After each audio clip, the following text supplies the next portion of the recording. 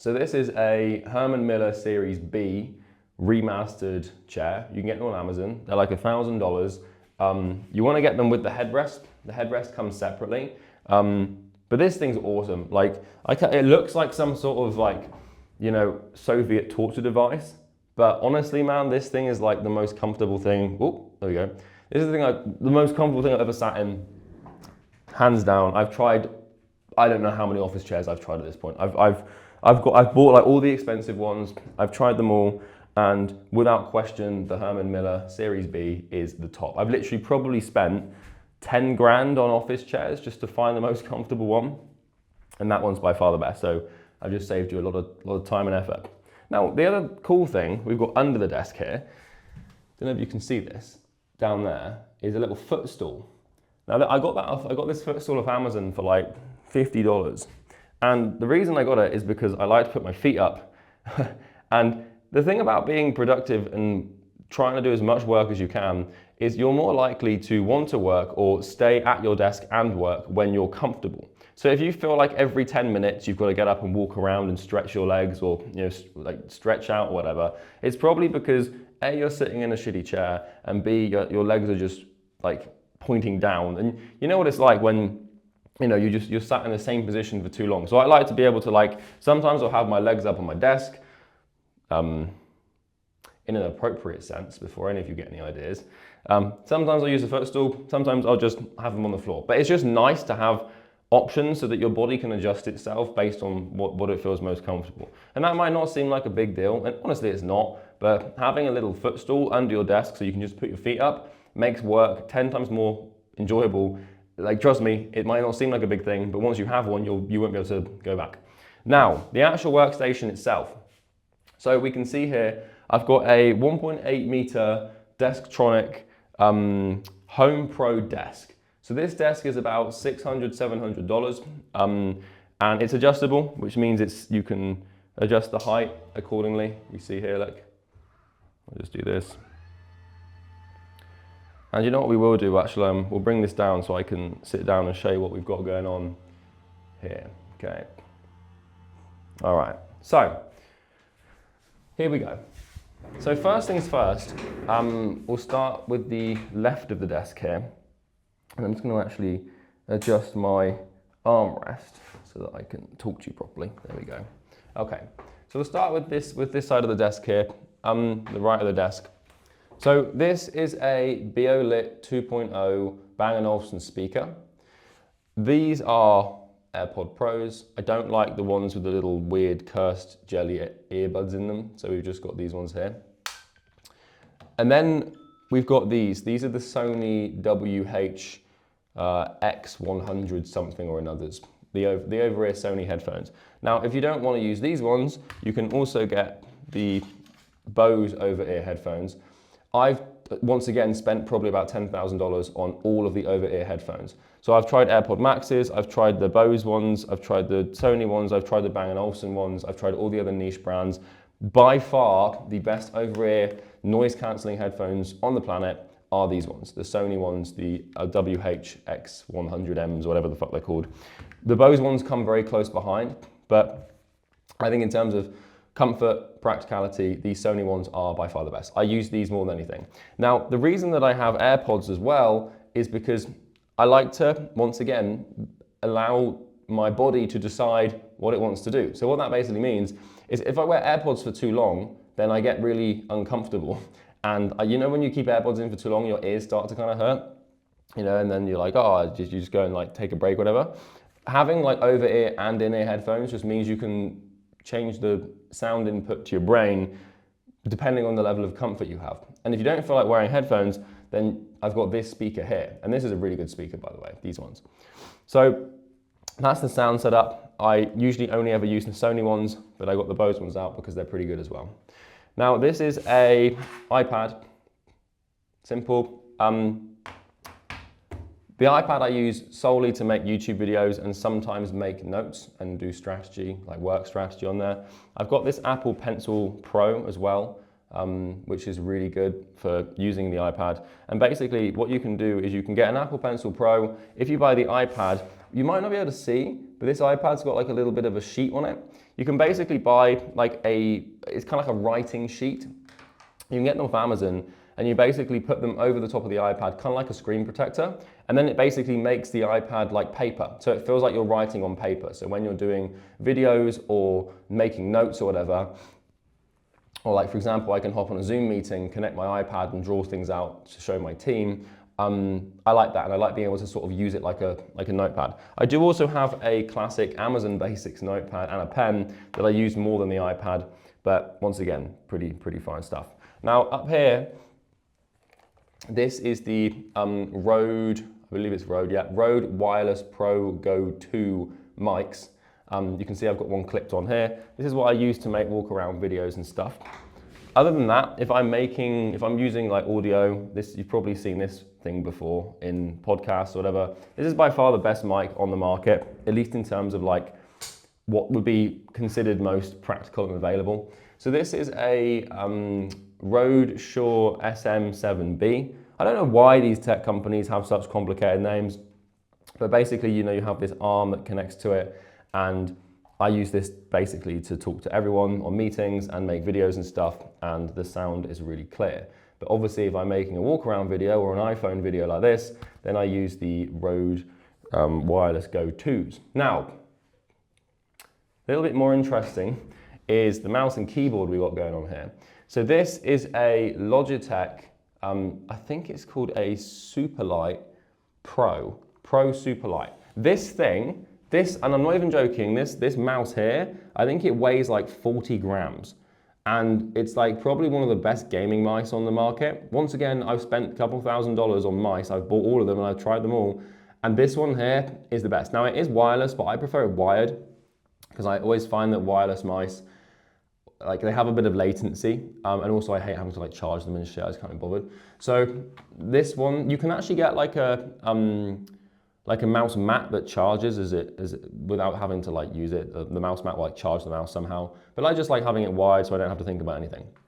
This keyboard is a Royal Kludge RK98. And I would not be without this keyboard. I love this keyboard, right? So if I just put you down here, I can explain this. So this keyboard is basically like, I love this keyboard. I've tried, once again, all of the mechanical keyboard brands on the planet, like the Duckies, the Ducky keyboards. I've tried the Apple keyboard. I've tried loads. I've spent thousands of dollars on keyboards, and I've landed on this one as my favorite. It's called the RK98 Royal Kludge keyboard, and I think it is the RK, yeah, it is. And it's amazing. Like, it's the clicks you get. I don't know if you can hear that. It's like so responsive, and it's like $100. So it's I don't know if you would consider that cheap for a keyboard, but I love it. And when you pair this with this Logitech Pro Superlight, you get this like little beautiful symphony of productivity. It's fucking awesome. Where like you're basically like, just something about that and the clickiness is great. Now I've tried other keyboards before that have like stronger clicks, but I find that this, like I can type on this for 10, 12 hours without any problem. And you can adjust the height as you can on most keyboards. You can also control your computer volume from it here, and it's cool. It's got all of the keys, because like what I like as well is I like having like shortcuts in my laptop to like have certain keys do certain things, and like I don't like having those little compressed keyboards. So yeah, that's that. Now what we have here, this isn't really that significant, is a water bottle. It's just an aluminium 1.3 litre water bottle. I drink a lot of water and I don't like microplastics, so I have that. Now the screen that you can see here is called a LG 32UN880K. And this is about $500. I've tried, once again, all of the big screen brands. This is like by far the best screen ever.